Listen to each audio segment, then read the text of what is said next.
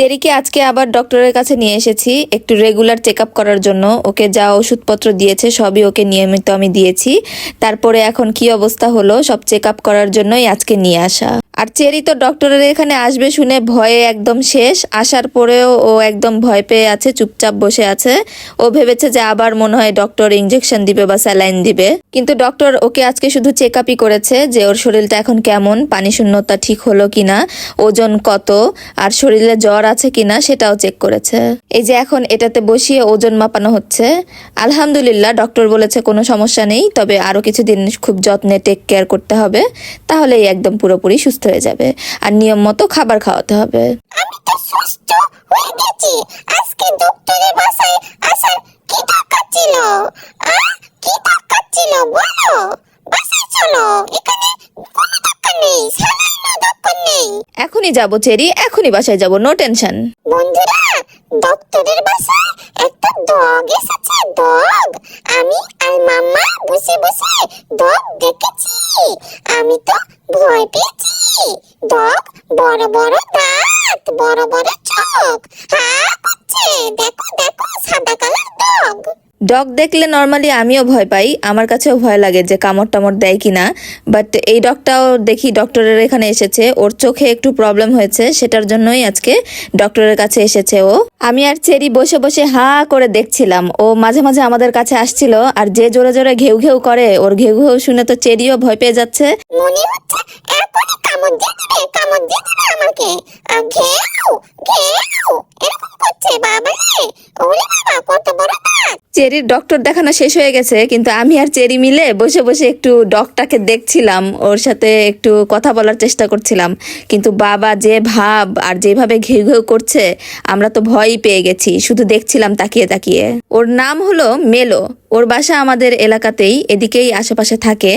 ওর চোখের জন্য চোখ দিয়ে পানি পড়ে, সেই জন্যই আজকে এসেছে। ওই যে চোখের ওখানেও লাল হয়ে আছে, কিউট আছে। ডক্টর, ও ডক্টর আঙ্কেল, শুনো, তুমি আমার ওষুধ লেখা শেষ হলে মেলোকে একটা স্যালাইন দিয়ে দিও। বুঝেছো আমার কথা ডক্টর? মেলোকে স্যালাইন দিও। মেলো ঘিউঘা করছে বেশি বেশি, আমাকে ভয় দেখাচ্ছিল, কামড় দিবে মনে হয়।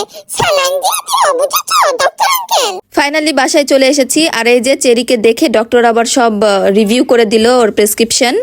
ও এসেই তো ঘুমিয়ে পড়েছে। এই দেখেন, এই ঝুড়ির উপরে ওর পছন্দের জায়গা হয়ে গেছে, ও এসে এখানে ঘুমাচ্ছে।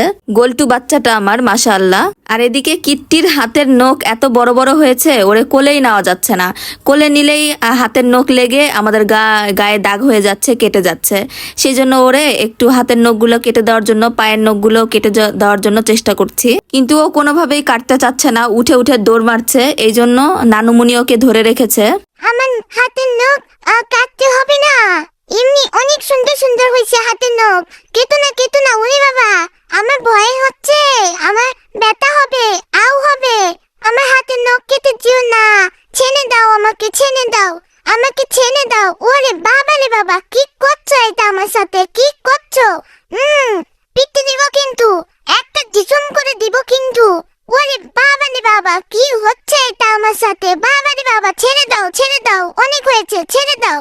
আমাকে একটু খেলতে যেতে দাও, নখ কাটতে হবে না, তোমরা নখ কাটো, ছাড়ো, আমি যাই, আমার অনেক কাজ আছে, ছেড়ে দাও। কিট্টি এরকম করো না বাবু, তোমার নখে অনেক ময়লা, আর তোমার নখ লেগে তোমার গাও কেটে যাচ্ছে। কোনোভাবেই কিট্টির নখ কাটানো গেল না, ও উঠে চলে এসেছে।